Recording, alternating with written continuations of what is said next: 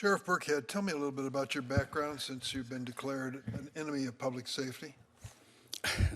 Well, I grew up in rural North Carolina, Randolph County to be exact. Went to public schools there, and I started my law enforcement career in Randolph County in 1984.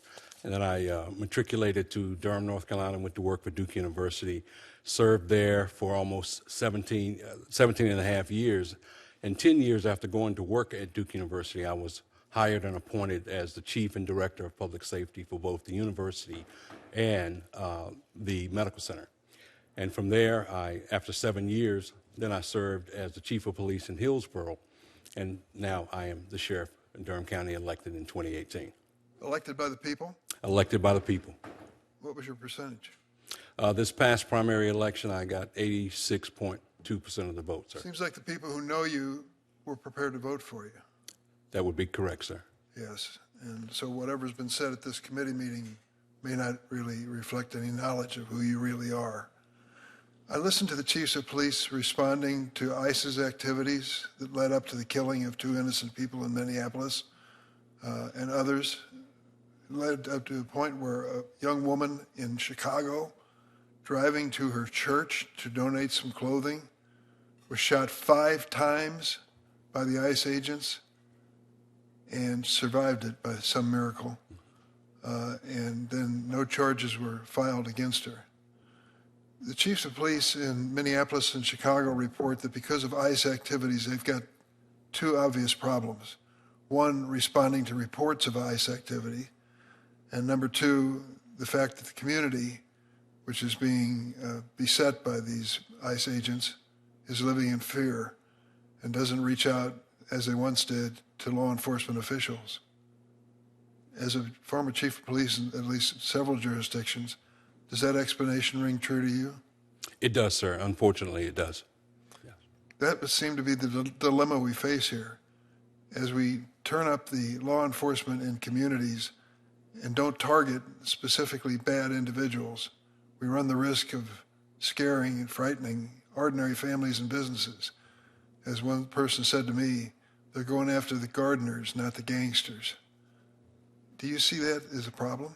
I do indeed, sir. And as I said in my opening testimony, I agree with going after the target individuals who are in this country, documented or undocumented. So do I. If they commit violent crime. And that's what we do in Durham County, where I'm the sheriff and proud to serve the residents of Durham County as their sheriff.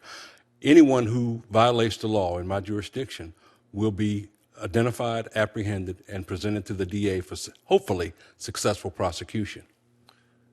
And 6 out of 7 of those who have been detained and some deported by the ICE operation had no criminal record of any substance.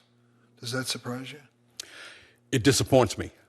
Again, I think we need to be going after those individuals who commit crimes in our cities and towns all across this country and not terrorizing communities, and certainly not going after those who are trying to make a living and who are not violating our laws. I have some pride of authorship in this comprehensive immigration bill, which passed the Senate in a bipartisan way, supported by business and labor and every major group there was, then foundered in the U.S. House of Representatives. But it had a provision that every undocumented person in America who wants to work has to report themselves where they live to the federal government and go through a criminal background check, that every employer has to use E-Verify to make sure of the identity of the person who is in their employment. That seemed to me to be a pretty good system, changing what we live with today, but creating an opportunity for people to work legally in this country if they pass a criminal background check. Does that sound reasonable to you? It does sound reasonable to me. And again, our immigration system has been broken for quite some time, and I think that would be a step in the right direction. It's one of my major disappointments. I introduced the DREAM Act over 20 years ago. I still think it's basic justice gives people brought to this country as children, toddlers, and infants, because of the decision of their parents, you have a chance to become part of that country. They get up every day in that classroom with the rest of the kids and swear allegiance to a flag, which doesn't allow them to have a chance. I think there are ways that we can make America safer and humane, and it doesn't involve ICE agents shooting American citizens on the streets of Minneapolis or Chicago. I think we can do this in a thoughtful and humane way if we temper the rhetoric and get down to basics. Thank you very much for your testimony. Thank you, sir.